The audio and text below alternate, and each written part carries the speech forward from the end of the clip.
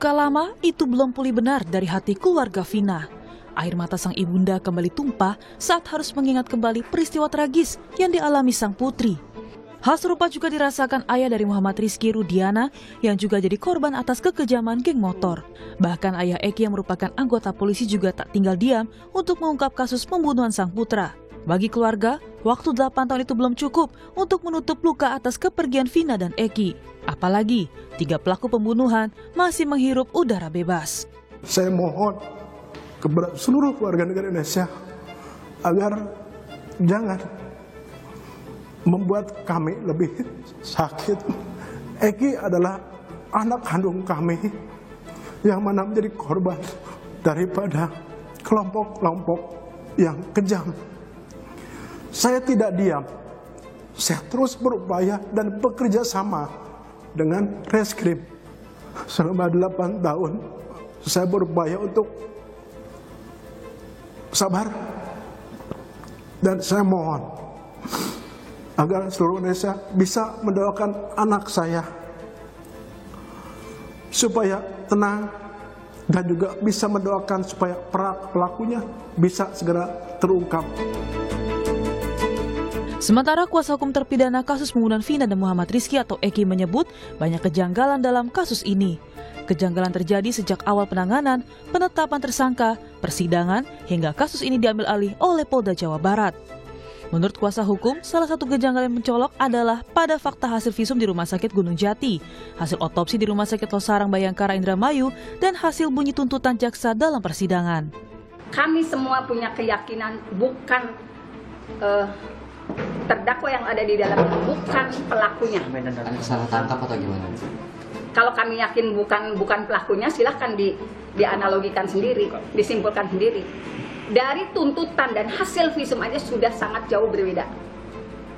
Faktanya dalam tuntutan korban meninggal karena tusukan di dada, di dan perut. Tetapi dari hasil visum maupun otopsi tidak ada luka akibat tusukan benda tajam. Fakta kedua, pakaian yang dikenakan korban yang dijembreng di persidangan itu masih utuh ya Pak. Tidak ada bekas bolong tusukan samurai yang disebut di dalam tuntutan samurai pendek dan samurai panjang. Sementara itu, Kompolnas mendorong Polda Jawa Barat untuk segera menangkap 3 orang yang telah ditetapkan sebagai buron sejak 8 tahun lalu dalam kasus pembunuhan Vina dan Eki. Kompolnas juga meminta Polri segera merespon terkait penyampaian kuasa hukum terpidana soal adanya dugaan penanganan polisi yang tidak sesuai prosedur. Menurut Kompolnas, hal ini perlu dilakukan agar penanganan kasus pembunuhan Vina bisa transparan. Mendorong Polda agar segera sungguh-sungguh sesuai dengan prosedur dan SOP untuk bisa menemukan dan menangkap, agar ketidakpastian ada hal-hal yang selama ini terkesan seolah-olah ditutup-tutupi agar segera bisa dituntaskan. Apa yang dimaksud kuasa hukum terpidana pada saat ini seolah-olah ada yang unprosedural, tentu ini kita dorong Polda sepatutnya bisa merespon apabila ada hal-hal yang dianggap unprosedural. Polda Jawa Barat telah merilis 3 pelaku pembunuhan Vina dan Eki. Ketiganya yaitu Andi, Dani, dan Peggy alias Perong. Meski belum diketahui identitas ketiganya, asli atau bukan, Polda Jabar juga menggambarkan ciri-ciri ketiga DPO. Tim Liputan, Kompas TV.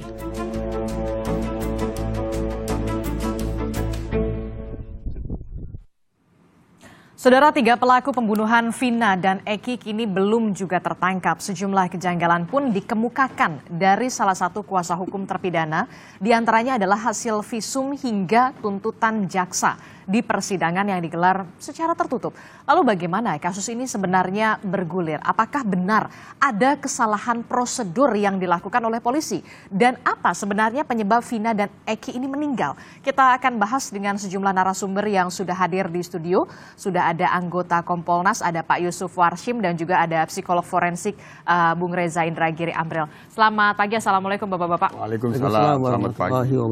Ya, dan juga nanti kita terhubung dengan sambungan Zoom melalui sambungan Zoom kuasa hukum terpidana, salah satu terpidana ini ada Bu Titin Priyalanti, dan kami juga terus mencoba sebenarnya menghubungi dari pihak kuasa hukum korban, yakni dari kuasa hukum korban Vina, namun sampai saat ini belum bersedia. Selamat pagi, Assalamualaikum Bu Titin. Assalamualaikum, selamat pagi Mbak. Ya, di sini ada Bung Reza, kemudian juga ada Pak Yusuf Warsim juga ya, Bu Titin ya. Ya. Ya, saya ke. Selamat pagi Pak Reza, selamat pagi Pak Yusuf. Ya. Assalamualaikum warahmatullahi wabarakatuh. Ya, saya langsung ke Bu Titin. Bu Titin, ini kan kalau tadi di paket sebelumnya Anda mengatakan memang ada ketidaksesuaian antara di persidangan kemudian hasil visum. Mengapa Anda sebut demikian, Bu Titin? Disebut demikian karena saya hanya bicara fakta persidangan, Mbak. Di persidangan itu tuntutan jaksa itu meninggalnya korban karena tusukan tusukan samurai pendek di perut. Sedangkan dalam hasil visum tidak ditemukan tusukan benda tajam. Begitu juga hasil otopsi meninggalnya itu karena patah tulang tengkorak belakang. Jadi dari tuntutan hasil visum aja sudah berbeda jauh, Mbak. Jadi ada ketidaksesuaian antara hasil visum dan juga tuntutan jaksa menurut Anda, Bu Titin? Ya, bunyi kematiannya sangat beda jauh. Termasuk juga dalam proses persidangan, apa yang menurut Anda yang janggal dalam hal ini? Dalam proses persidangan terungkap keterangan saksi Liga Akbar alias Awod yang merupakan teman dekat Eki dan malam itu sedang bersama Eki sampai pukul 21.15. 21.15 masih bersama Eki. Anggota Polsek Talun menemukan menemukan 2 orang korban di depan di flyover itu pada pukul 20. Mendapat informasi. Kalau durasi waktunya 21.15 kemudian ditemukan pukul 22, berarti hanya 45 menit. Sedangkan kronologis dalam tuntutan jaksa, korban saat itu sedang melintas di Jalan Perjuangan. Kemudian diteriaki oleh terdakwa yang sedang kumpul di warung Budining, woi woi woi, kemudian dikejar ke flyover Talun, di situ dipukuli, dianiaya, setelah itu dibawa lagi ke depan SMP 11, di belakang showroom, kemudian di belakang showroom ada kebun, dipukuli lagi, ditusuk di bagian perut, di bagian dada, kemudian diperkosa korban beramai-ramai, setelah itu dibawa lagi ke Polsek Talun, dianggap seolah-olah terjadi kecelakaan. Jarak di flyover Talun kemudian dianggap sebagai kecelakaan. Jarak antara SMP 11, lokasi yang versi jaksa itu di kebun belakang showroom, dengan flyover di dekat Polsek Talun itu sekitar 1 kilo, Mbak, 1 kilo ini. Dengan kondisi jalan yang ramai. Kemudian dari 45 menit dilakukan oleh 11 orang, kalau sekarang disebutkan DPO, apakah mungkin waktunya dengan tindakan seperti itu? Dan kemudian dari hasil persidangan juga diungkapkan petugas yang menemukan pertama kali korban tergeletak di flyover Talun itu, darah hanya berada di bawah tubuh korban. Darah Vina ada di genangan darahnya, Eki ada genangan darah di bawah tubuh korban. Kemudian ditemukan serpihan daging di tiang PJU. Logikanya, kalau misalnya itu mayat korban itu sempat dibawa, ada dong darah yang bercecer. Jadi darah itu hanya ditemukan di bagian bawah tubuh korban keduanya. Dan ada daging, serpihan daging di tiang PJU. Ada garis di median jalan itu warna motor yang menempel di median jalan. Itu, Mbak. Jadi itu hasil persidangan yang terungkap di.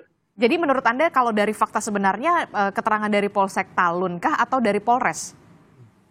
Polsek Talun kan kecelakaan tunggal, Mbak.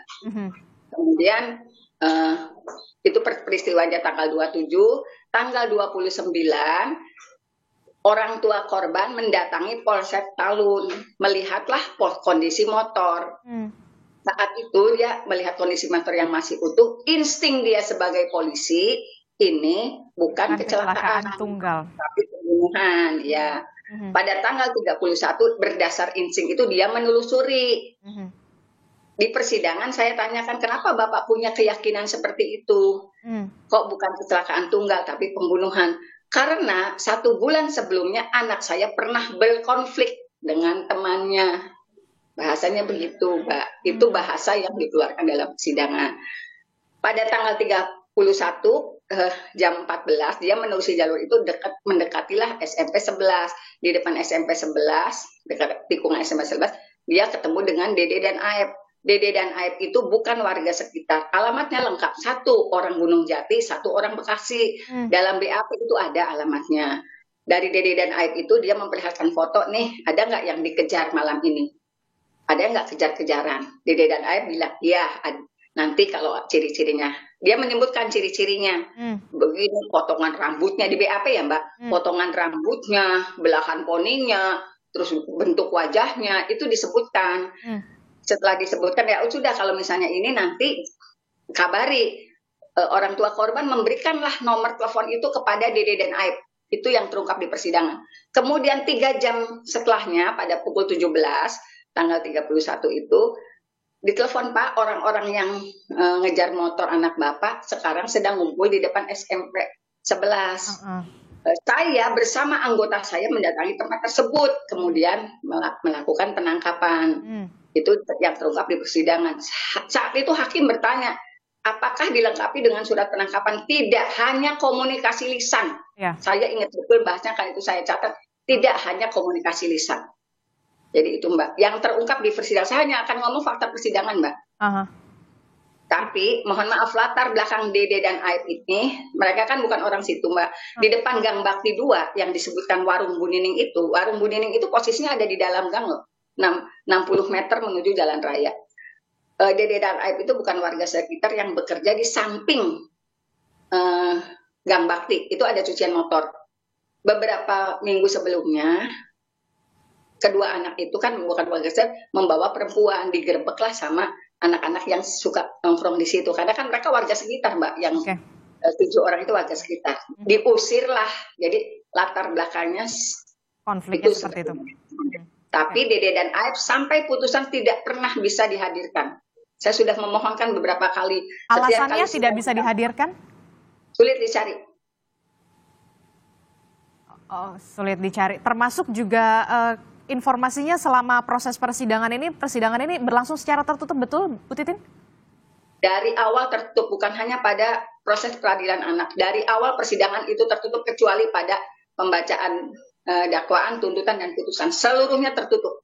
Itulah sebabnya saya tidak, banyak rekan media juga tidak bisa melihat apa yang terjadi di persidangan. Sebetulnya setiap keluar sidang, saya selalu menyatakan fakta-fakta yang terjadi di persidangan. Saya sebutkan barang bukti itu yang disodorkan tidak bolong. Kalau misalnya jejak digitalnya ada, karena saya nggak main media sosial Mbak. Jejak digitalnya ada, teman-teman pasti bisa ngecek. Wajah para pelaku yang babak belur itu 2017 sudah beredar Mbak. Sudah beredar, 2017 sudah beredar. 2016 sudah beredar. Karena peristiwanya di 2016 sudah beredar. Akhir itu sudah beredar. Tapi saya orang kampung, orang Cirebon, orang desa gitu, yang tentu saja sehebat apapun saya mengkomunikasikan ini, termasuk ke media. Media lokal tuh sepertinya tidak didengar waktu itu gitu. Karena saya betul-betul ini salah tangkap, itu bahasa salah tangkap. Sudah saya komunikasikan sejak 2017. Saya masih punya file-filenya. Gitu, termasuk saya melakukan upaya kelaporan ke Komnas HAM, ke Propam Polda Jabar, semua filenya ada Mbak. Tanggal berapa saya datang ke sana. Ke Komisi Yudisial, saya lakukan itu. Pak Yusuf, bagaimana ini soal penyelidikan dan juga penyidikan kasus ini? Kan kita menjadi atensi kembali ya setelah 8 tahun begitu. Dari keterangan Bu Titin begitu, proses persidangan dilakukan secara tertutup, bahkan saksi tidak dihadirkan. Alasan penyebab kematian juga ada perbedaan begitu di antara hasil visum dan juga tuntutan jaksa. Apa yang bisa Anda kemukakan soal ini? Terima kasih. Apabila berdasarkan belum tertangkapnya pelaku lain atau tersangka, sebenarnya kan kasusnya belum selesai. Meskipun kita sendiri tentu harus berpatokan kepada putusan pengadilan yang telah berkekuatan tetap sepanjang itu tidak ada lagi putusan lain. Nah, putusan berkekuatan tetap ini kan sudah memvonis 8 pelaku terbukti bersalah, yang satu usia anak divonis 8 tahun, yang lainnya 7 pelaku itu divonis seumur hidup. Nah, ini harus kita pedomani dulu. Kan ini sistem peradilan pidana. Hasil pekerjaan penyidikan polisi itu dijadikan dakwaan oleh jaksa penuntut umum. Nah, tentu ada petunjuk-petunjuk jaksa yang paling utama ini pidana atau bukan. Nah, kalau kaitannya dengan apa yang disampaikan oleh kuasa hukum terpidana Ibu Titin tadi kan meyakini itu kecelakaan. Tapi kan ini proses penyidikannya, pemberkasannya di jaksa penuntut umum itu sudah P21, sehingga jaksa penuntut umum berwenang untuk mengajukan ke pengadilan, dan pengadilan sendiri sudah memvonis. Dan itu sudah berjenjang. Ada pengadilan negeri Cirebon, ada pengadilan tinggi, ada kasasi di Mahkamah Agung, dan itu menguatkan putusan pengadilan negeri bahwa 8 terpidana ini sudah bersalah gitu. Artinya ini harus kita pedomani dulu. Itu. Kasusnya belum selesai, iya. Karena masih ada tersangka, 3 tersangka yang belum tertangkap. Nah, kami sudah meminta klarifikasi ke Polda Jabar, tentu hasilnya kan harus komprehensif. Nanti kita lihat. Nah, apapun terkait dengan penyidikan, ini sudah selesai. Yang terhadap 8 pelaku. Yang 3-nya masih dalam daftar pencarian orang. Ini yang harus dituntaskan. Apakah nanti setelah tertangkap ada novum yang bisa menjelaskan lagi lebih jelas lagi kasus ini seperti apa? Ya itu di luar putusan pengadilan yang sudah ingkrah ini. Nah, nanti kita tunggu saja. Hanya kita tentu Kompolnas mendorong dengan sungguh-sungguh secara prosedur, secara SOP, 3 tersangka ini segera bisa ditangkap. Agar apakah nanti tertangkap ini memang mereka pelakunya, berarti kan putusan itu semakin lengkap, atau ada bukti lain, ya itu kita tunggu saja. Terlepas apa yang disampaikan oleh Ibu Titin selaku kuasa hukum, ada seolah-olah unprocedural, ya kami dorong sepatutnya Polda bisa merespon ini. Nah, tapi kan ini penyidikannya sudah selesai. Ketika penyidikannya itu sudah selesai, apakah nanti ada upaya hukum lain? Ya itu kan pengadilan yang memutuskan. Misalnya, apakah Ibu Titin beserta tim kuasa hukum lain mengajukan upaya hukum PK, misalnya seperti itu bisa saja dilakukan. Tapi terkait dengan penyidikan, kami sendiri nanti akan bertanya kepada Polda Jabar, SOP pada saat kasus itu ditangani pertama sekali di Polresta Cirebon itu, sehingga apa yang disampaikan oleh Ibu Titin ada seolah-olah kecelakaan yang dimaksud oleh Polsek, nanti kita lihat.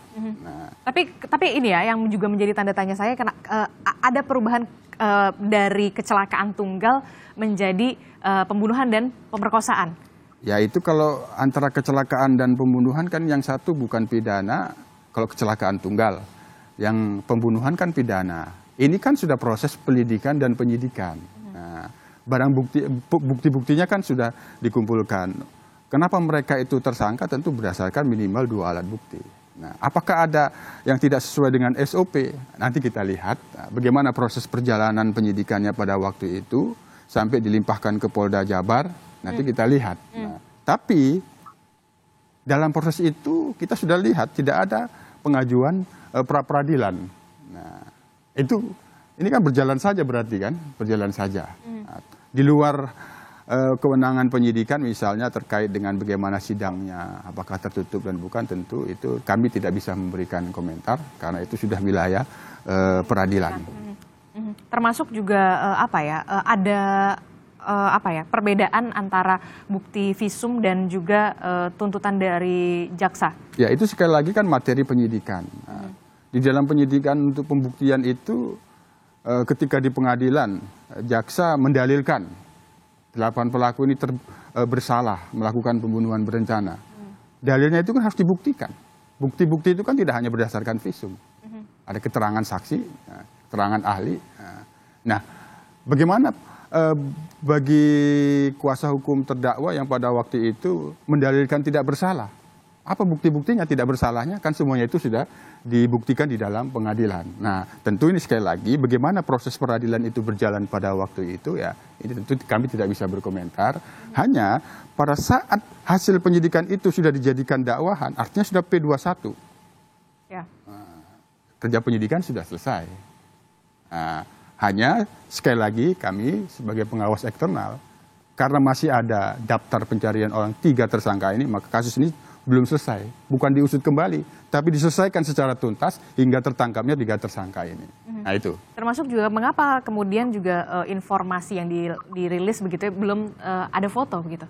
Nah itu tentu nanti menjadi bagian pertanyaan untuk kami mintakan klarifikasi terkait dengan soal apakah ada sketsa atau tidak di dalam pencarian orang itu nanti kita tanyakan.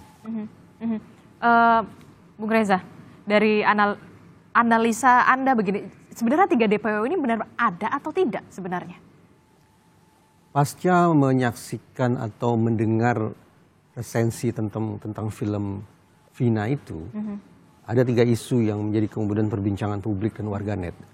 Satu, ini merupakan pembunuhan terhadap almarhumah Vina. Ini merupakan ruda paksa terhadap almarhumah Vina. Dan juga ada 3 orang yang berstatus sebagai DPO. Tapi setelah menyimak apa yang tadi disampaikan oleh penasihat hukum terpidana, dulu terdakwa, maka menurut saya kasus hukum ini kembali ke titik nol. Mengapa Anda sebut kembali ke titik nol? Ya, kita uji satu persatu ya. Terkait dengan anggapan bahwa almarhumah Vina sudah menjadi korban kejahatan seksual. Dalam salah satu forum diskusi, dan saya berkesempatan berbincang dengan Dirkrimum Polda Jabar saat ini, saya pertanyakan itu. Kalau memang almarhumah Vina sudah dijahati secara seksual, faktanya ini tidak diangkat sebagai kasus hukum sama sekali. Persidangan itu bukan persidangan menyangkut perkosaan, tapi persidangan menyangkut pembunuhan. Jadi nol. Anggapan bahwa sudah terjadi perkosaan, sekali lagi faktanya tidak diangkat sebagai masalah hukum sama sekali. Jadi kita lebih punya alasan untuk mengatakan nol peristiwa itu terkait dengan kejahatan seksual itu. Seandainya memang terjadi, saya prihatin dan saya berharap pelaku kalau memang ada dihukum seberat-beratnya karena sudah melakukan kejahatan secara seksual. Namun apa boleh buat? Faktanya proses hukum tidak mengangkat masalah ini sama sekali. Itu satu. Isu yang kedua tentang pembunuhannya. Tadi kalau saya simak apa yang dikatakan oleh penasihat hukum, saya malah bertanya lagi, pembunuhannya di mana? Saya khawatir bahwa proses hukum, terutama di tingkat kepolisian, terhadap kasus ini sangat atau terlalu mengandalkan pada pengakuan atau keterangan. Dalam sekian banyak kasus, saya acap kali mengkritisi proses penegakan hukum yang terlalu mengandalkan pengakuan, keterangan, kesaksian, atau apapun sebutannya itu. Kenapa? Karena pengakuan, keterangan, kesaksian, dan seterusnya sangat mengandalkan daya ingat manusia. Daya ingat manusia itu rentan mengalami fragmentasi, artinya terpecah di sana, terpecah di sini, sampai kemudian hilang sama sekali. Dan juga rentan mengalami distorsi, belok kanan, belok kiri. Baik berdasarkan keinginan yang bersangkutan dengan kesadarannya, dia mengubah-ubah keterangannya, atau karena manipulasi atau rekayasa dari luar. Baik itu berupa intimidasi, iming-iming, atau lainnya. Nah, Anda melihat ada faktor eksternal itu? Indikasi itu tampaknya ada. Dari apa yang disampaikan oleh Bu Titin tadi, indikasi itu ada. Contoh, bagaimana kemudian ada orang yang ditangkap tanpa melewati prosedur. Ya. Itu saja sudah memunculkan efek intimidatif terhadap orang yang ditangkap tersebut. Tidak ada surat penangkapan? Tidak ada surat. Efek intimidatif sudah barang tentu secara manusiawi orang yang diamankan oleh otoritas penegakan hukum pasti ingin sesegera mungkin keluar dari situasi itu. Tapi ketika dia merasa sudah terintimidasi, ya dia boleh jadi akan takluk. Dan ketika dia takluk, tadi saya katakan, ingatannya bisa akan terfragmentasi, ingatannya akan bisa terdistorsi. Baik dari diri dia sendiri maupun dari efek luar. Nah, demikian pula terkait dengan perbedaan antara hasil visum, otopsi atau visum dan isi tuntutan. Jaksa. Walaupun Pak Yusuf selaku komisioner Kompolnas berulang kali saya simak tadi mengatakan penyidikan sudah selesai. Justru saya punya ekspektasi Dengan adanya informasi semacam ini, sepatutnya otoritas terkait, entah itu Propam Mabes Polri, entah itu Kompolnas, usut kembali ke titik hulu tentang proses penyelidikan dan penyidikannya. Jadi betapapun ini sudah dinyatakan P21 oleh kejaksaan, tapi inilah kesempatan untuk melakukan pengusutan kembali sejak awal. Kenapa saya katakan demikian? Tapi bisa nggak? Kan udah 8 tahun gitu, maksudnya sudah banyak fakta. Ada PK, ada peninjauan kembali. Sebuah langkah luar biasa memang. Dan butuh kebesaran hati dari semua pihak untuk mengakui seandainya ada hal yang harus dikoreksi. Oke. Kalau tidak, ini miscarriage of justice. Alias sebuah proses penegakan hukum yang sesat. Yang akan bisa menyapu bersih seluruh otoritas penegakan hukum. Mulai dari kepolisian, kejaksaan, sampai Mahkamah Agung. Saya berharap tidak se-ekstrim itu. Tetapi dengan menyimak apa yang dikemukakan oleh penasihat hukum, dan ini sudah memunculkan tudingan-tudingan kesana kemari, kabar-kabar burung yang tidak jelas, maka sudah barang tentu seluruh otoritas penegakan hukum harus mau membuka kembali apa yang sudah mereka kerjakan untuk kepentingan keadilan itu kembali. Mau tidak mau, karena memang sudah menjadi terlalu perhatian banyak. publik. Karena kalau tidak, sekali lagi akan terkesan sebagai miscarriage of justice pada setiap tahap pidananya. Anda melihat ada apa ya tadi Anda sebutkan itu, termasuk juga ada kesan menutupi, kalau misalkan tadi Anda mengatakan kasus pemerkosaan itu tidak kembali menjadi diangkat begitu, tapi kenapa kemudian berbanding terbalik dengan proses persidangan yang dilakukan secara tertutup? Hari ini kita berterima kasih sudah ada representasi negara yaitu Kompolnas yang berbicara tentang kasus ini. Karena tadi saya gunakan kosakata miscarriage of justice.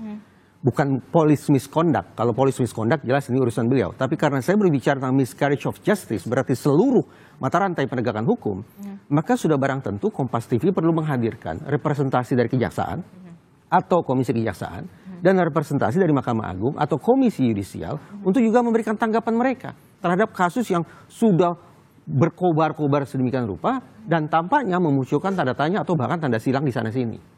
Nah, sudah seluruh otoritas penegakan hukum dalam sistem peradilan pidana kita harus ikut cawe-cawe dalam kasus ini. Termasuk juga seharusnya Komisi Kejaksaan juga memberikan keterangan soal kasus ini juga. Tadi saya katakan begitu kan. Seluruh baik itu komisi kepolisian nasional, komisi kejaksaan, komisi yudisial perlu disimak apa tanggapan mereka tentang pemberitaan atau bahkan kesan miscarriage of justice sedemikian rupa. Kompolnas bagaimana melihat kalau misalkan dikatakan disebutkan oleh Bung Reza mengatakan ada miscarriage of justice di situ? Kesannya. Respon Anda? Kompolnas kan sebagai pengawas ya, jadi dalam pantauan dan penilaian kita belum arah ke sana. Ini yang pasti kami kembali kepada. Kenapa belum arah ke sana? Posisi kasusnya ini dulu. Kita tetap harus berpedoman kepada putusan pengadilan yang telah berkekuatan tetap itu dulu. Kecuali nanti ada ada upaya hukum lain yang bisa mengoreksi putusan itu.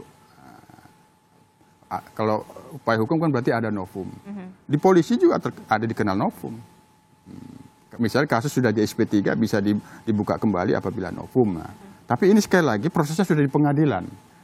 Terlepas dari ada SOP yang tidak sesuai, biar kita nanti kan sudah mintakan klarifikasi ini. Karena kan pada waktu itu dalam proses berjalannya ada pengaduan ke Propam.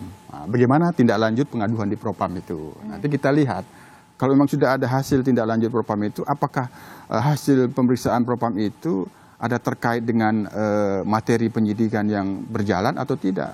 Kalau tidak terkait ya berarti pembuktian di dalam proses penyidikannya berjalan biasa-biasa saja. Sekali lagi kan ini kan kasus pidana. Di dalam pidana itu kan kebenaran material yang akan dicari. Nah, proses itu tidak hanya selesai pada penyidikan. Apabila ada penyidikan yang belum lengkap, unsur-unsurnya belum jelas untuk menentukan bahwa ini unsurnya bisa dibuktikan atau tidak, ada koordinasi saat berkas itu dilimpahkan ke jaksa penuntut. Saya boleh bertanya ke Pak Yusuf. Pak Yusuf, sepanjang yang Kompolnas ketahui, apakah laporan ke Propam itu sudah diproses? Iya. Itulah yang kami kan sebagai pengawas tentu ada prosedurnya. Ya. Itu sudah kita mintakan klarifikasi. Sementara ini itu kita masih menunggu. Bagaimana berarti belum ada penjelasan dari belum. Kita Propam. masih menunggu secara resmi. Sementara ini yang bisa kita kumpulkan kan data yang berkembang baik dari seandainya hukum. Seandainya ternyata Propam sudah bekerja atau akan bekerja dan hasil kerja mereka menyimpulkan tidak ada yang keliru pada aspek penyidikan dan penyelidikan, apa posisi Kompolnas? Ya, terkait dengan pengaduan ke Propam itu kan pasti dua. Apakah itu indisipliner atau pelanggaran kode etik profesi. Nah, sepanjang itu tidak terkait dengan materi penyidikan, katakanlah ada dugaan bersalah, tidak disiplin, melanggar kode etik. Tapi bagaimana pembuktian pidananya, apakah dipengaruhi itu tidak, belum tentu. Belum tentu. Proses itu bisa berjalan. Bisa saja diganti penyidiknya, lanjutkan ke penyidik yang baru. Ini yang kita lihat nanti. Bisa saja seperti itu. Kalau memang ada penyidik yang di awal itu tidak sesuai dengan prosedur, diganti. Itu dugaan kita ya. Diganti dengan penyidik baru, berlanjut terus kan dia penyidikannya, tidak terhenti. Itu kan bisa terjadi. Inilah yang kita akan dapatkan klarifikasinya seperti apa pada waktu itu tindak lanjut terkait dengan pengaduan di Propam Polda. Tapi seluruh penyidik yang menangani kasus ini sudah dimintai keterangan oleh Propam? Itu yang kita akan mintakan dulu klarifikasinya. Karena memang sudah 8 tahun begitu ya, Bung Reza. Seperti apa ya mengurai benang yang sudah kusut, apalagi memang sudah apa ya, ya itu makanya menurut kami ini kasus belum selesai karena masih ada 3 tersangka yang buron. Ini dulu dituntaskan, ditangkap.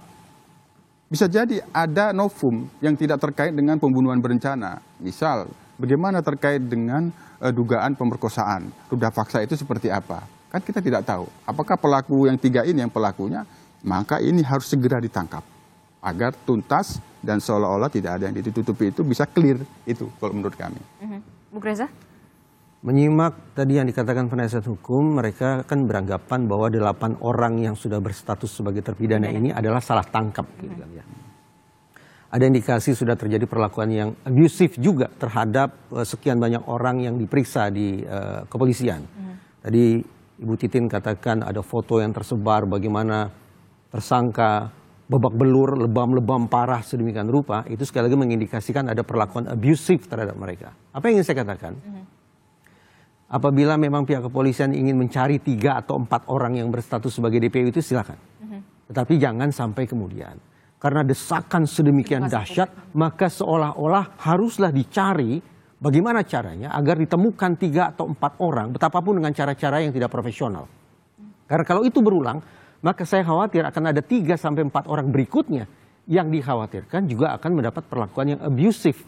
Kalau itu terjadi, maka semakin jauh kita dari justice. Semakin jauh kita, tidak usah bicara justice atau keadilan. Bicara tentang kepastian pun sekarang kita serba mengambang. Jadi. Ya. Apalagi kalau kemudian kita bicara tentang kepastian, keadilan, dan bagaimana kemudian proses hukum bisa berlangsung secara sederhana, ini sudah menunjukkan tidak sederhana.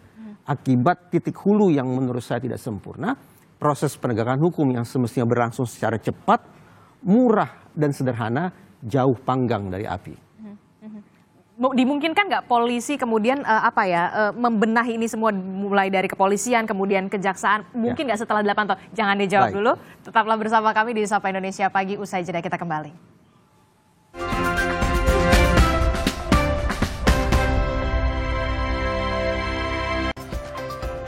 Terima kasih Anda masih bersama kami di Sapa Indonesia Pagi. Saudara, kita masih membahas soal bagaimana kasus Vina ini masih bergulir sampai saat ini setelah 8 tahun lamanya.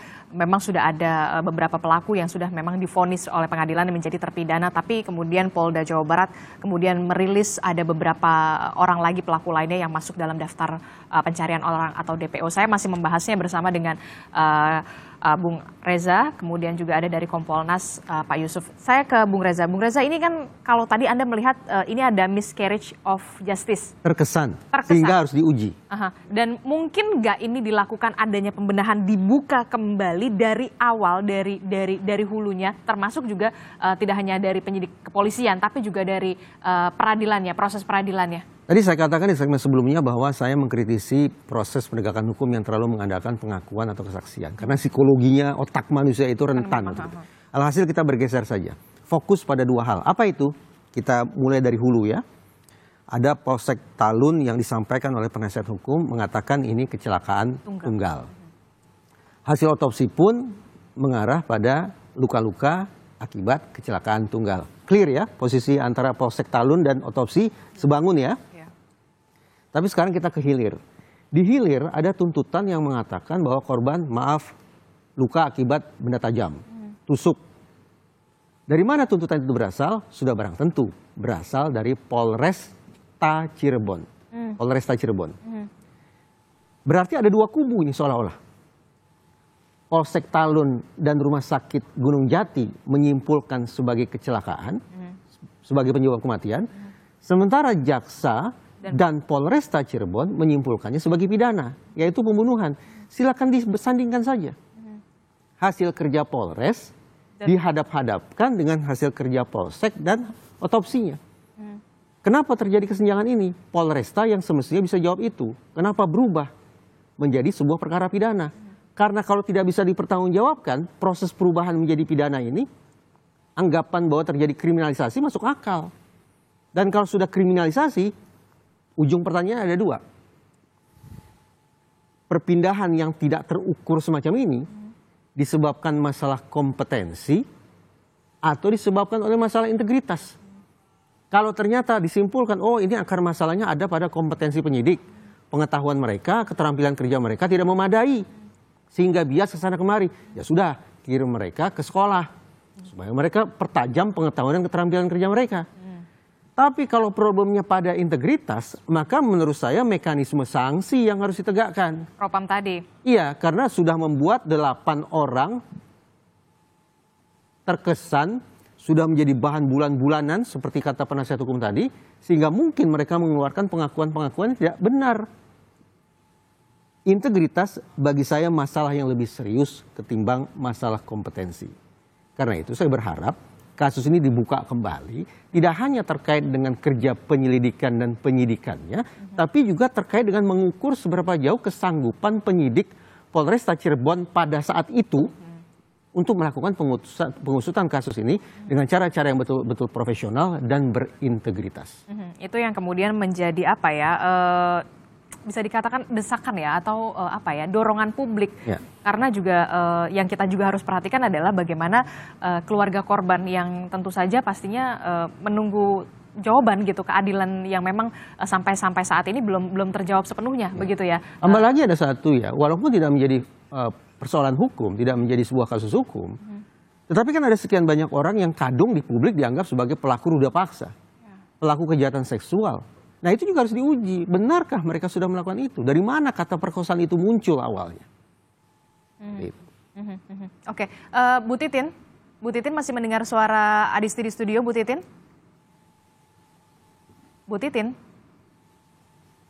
Bu Titin sepertinya masih di mute? Masih, ya. Oke, Bu Titin. Masih mendengar. Sebentar Mbak, ini kan saya tadinya posisi di dalam rumah. Saka kan lagi tidur di rumah Mbak, tiba-tiba didatengin banyak orang, jadi saya lari keluar karena Saka lagi ada di luar. Oke.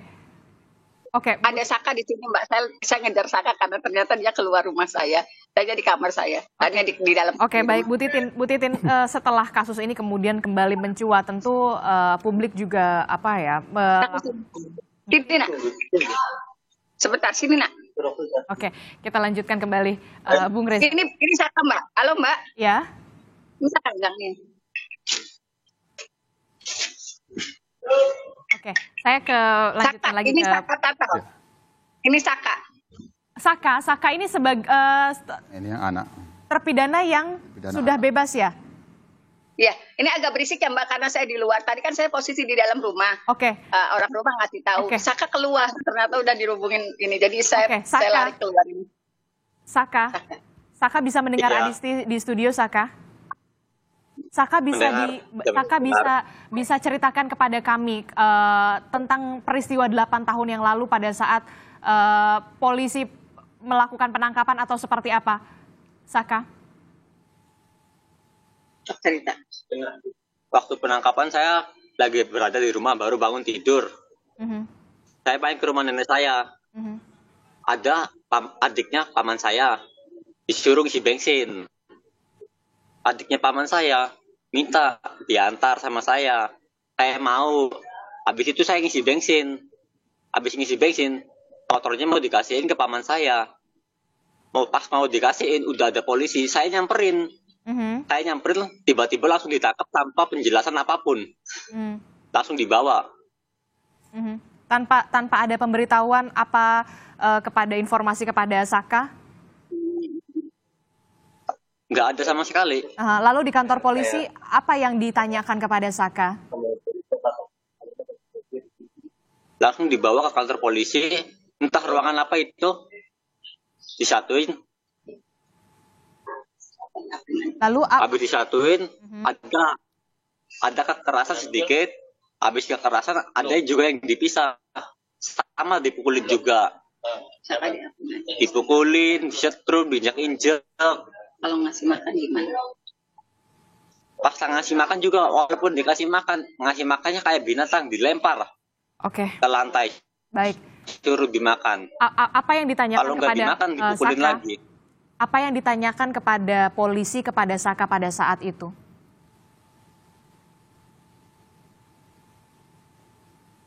Nanya apa? Saka masih ingat? Hanya juga saya nggak tahu. Masalahnya juga nggak tahu. Oke, tapi apa yang ditanyakan oleh polisi? Mbak, udah dulu ya Mbak, pada tangannya Saka? gemeteran Mbak. Bagaimana Ibu? Kalau informasinya dia nggak secara spesifik apa yang dikemukakan, karena dia 15 tahun Mbak, dia juga nggak paham apa sebetulnya yang ditanyakan polisi. Tiba-tiba ini sudah ada yang mengakui, bahasanya sebenarnya kamu semua terlibat. Jadi hanya hasil akhirnya aja yang dia tahu Mbak. Oke. Karena ada satu Sudirman itu secara mental dia paling lemah, tetapi sekarang juga keluarga Sudirman dan keluarga Saka semuanya tidur di rumah saya Mbak. Oke, tapi dalam keadaan aman ya, memberikan keterangan ini ya, Saka ya, dalam kondisi aman ya Ibu ya, kepada Kompas TV? Ya, nah ada di rumah saya juga, jadi peristiwanya kalau saya boleh uraikan begini Pak, Mbak, saya tuh sedang didatangi teman-teman dari media pagi-pagi, saya nggak ada janji sama sekali, nggak ada. Tiba-tiba orang tua Sudirman dan adiknya datang. Nah, saya kan kaget, saya juga. Nah, ternyata mereka nyari saya dari semalam. Oke. Terus disampaikan lah, Bapak kenapa kesini? Disampaikan alasannya. Saya nggak mau saya yang ngomong, itu semua media tahu semua apa yang disampaikan oleh keluarga Sudirman. Nah, akhirnya karena begitu saya jemput Mbak, tapi dijemput juga ternyata di sana udah banyak orang di rumah depan keluarga Sudirman. Oke. Dan saya jemput semua. Malamnya pamannya Saka yang nelpon. Ya sudah antrin aja deh ke rumah, karena saya juga kan nggak bisa mengcover semuanya. Jadi sekarang semuanya ada di rumah saya, tapi apa yang terjadi saya nggak mau ngomong Mbak, karena saya juga nggak dengar langsung dari orang yang mengkomunikasikan. Oke. Saya hanya dengar dari para keluarga, dan itu kan saya khawatirnya salah penafsiran atau mereka sendiri yang memiliki kekhawatiran itu. Oke, baik. Silahkan. Jadi terkait dengan pembuktian, dalam sebuah gelar perkara yang sering kita pantau di dalam penanganan kasus yang dikeluhkan masyarakat itu, tentu dalam gelar perkara itu pasti akan mengarahkan kamu sebagai penyidik tidak hanya berdasarkan pengakuan. Karena kan di KUHP sendiri, di KUHP sendiri kan keterangan tersangka itu kan paling terakhir. Jadi tidak bertakuan itu. Itu pembuktiannya tentu itu tidak seperti itu di dalam pembuktian dari keterangan kasus. Saka tadi apa yang Anda bisa? Nah, kalau itu tentu memang sepatutnya dilaporkan. Tapi kan sebagaimana informasi yang kita sudah terima dari Ibu Titin juga pernah diadukan ke Propam. Nah, itu nanti kita akan lihat penanganan tindak lanjut pengaduan ini ada atau tidak. Dugaan saya sementara, kalaupun ada pelanggaran disiplin atau pelanggaran kode etik terhadap personil, katakanlah yang melakukan penangkapan atau penyidik yang melakukan sidik tidak sesuai dengan SOP dan prosedur, ya itu bisa diberi sanksi, apakah diganti, kan bisa tetap berlanjut. Pidananya tidak selesai gara-gara ada proses di Propam, dia tetap berlanjut. Nah, itu kan terbukti. Nah, yang kedua, terkait dengan berkas perkara itu sendiri tidak hanya ketika sudah masuk ke pengadilan, bukan hanya berdasarkan hasil penyidikan Polri semata, tapi kerja bersama jaksa penuntut umum. Pasti ketika berkas itu dilimpahkan untuk menuju P21 itu ada petunjuk-petunjuk jaksa penuntut umum yang harus dilengkapin. Jaksa penuntut umum itu tidak dengan mudah, oh sudah kami terima, oke, saya nyatakan P21, itu impossible. Oke, Bung Reza, dari ini baru pertama mungkin baru keterangan Saka ya, yang karena di televisi ini. Di Kompas TV saat ini dihadirkan seorang mantan terpidana yang dulu diproses sudah bebas. Ya, mantan terpidana kan, yang dulu diproses sebagai tersangka bahkan terdakwa anak-anak. Maka menurut saya bukan hanya 3 komisi yang harus hadir dalam situasi ini. Tadi saya sebut 3 komisi itu adalah Komisi Kepolisian Nasional, Komisi Kejaksaan, dan Komisi Yudisial. Tapi sekarang saya berharap bahwa Komisi Perlindungan Anak Indonesia pun hadir. Nah, berbeda dengan pandangan Pak Yusuf, Kompolnas, yang meyakini betul bahwa kita harus mulai mengurainya dari 3 orang DPO itu. Betul. Saya justru menganggap itu isu sekunder. Penting, silakan saja dianggap penting. Tetapi isu primernya adalah kembali ke titik nol. Benarkah ada pembunuhan dan benarkah ada perkosaan? 2 pertanyaan inilah yang akan mendorong seluruh otoritas terkait untuk kembali membuka berkas hasil kerja mereka. Karena kalau kemudian kita berfokus titik awalnya harus pada mencari 3 orang DPO, maka praktis seolah-olah tidak ada langkah untuk mengecek ulang eksaminasi terhadap berkas atau hasil kerja itu. Padahal hasil kerja itulah yang sudah berujung pada 8 orang, termasuk seorang anak-anak, ditetapkan sebagai seorang terpidana. Kalau ternyata mereka tidak melakukan pembunuhan, lebih-lebih tidak melakukan perkosaan, karena toh tidak menjadi proses hukum, maka negara harus berpikir bagaimana merehabilitasi mereka dan sekaligus menjernihkan posisi keadilan bagi 2 orang korban, yaitu almarhumah Vina dan almarhum Rizky. Apakah mereka benar-benar korban akibat perbuatan pidana ataukah meninggal dunia akibat kecelakaan? Inilah yang kemudian masih menjadi PR berat pastinya bagi polisi, kejaksaan juga untuk mencari keadilan begitu ya, baik dari keluarga korban juga termasuk juga dari terpidana yang tadi juga sudah bebas begitu ya. Terakhir, Bu Titin, singkat saja, akan mengajukan PK? Bu Titin akan mengajukan PK? Ya, PK itu kalau ada novum ya Mbak ya. Oke, baik. Novum saya sebetulnya kan kehadiran Dede dan Aep. Bagaimana dia sangat rinci bisa menjelaskan sementara tidak dihadirkan persidangan. Tetapi kalau itu pun sulit, maka saya menunggu apa yang disampaikan oleh Pak Reza. Kembali ke titik nol. Apa yang akan dilakukan oleh pihak kepolisian. Baik Bu Titin, kita akan tunggu bagaimana nanti langkah selanjutnya dari polisi dan juga kejaksaan. Terima kasih Bung Reza, Pak Warshim, Bu Titin, terima kasih informasinya telah bergabung bersama kami di Sapa Indonesia Pagi kali ini. Terima kasih.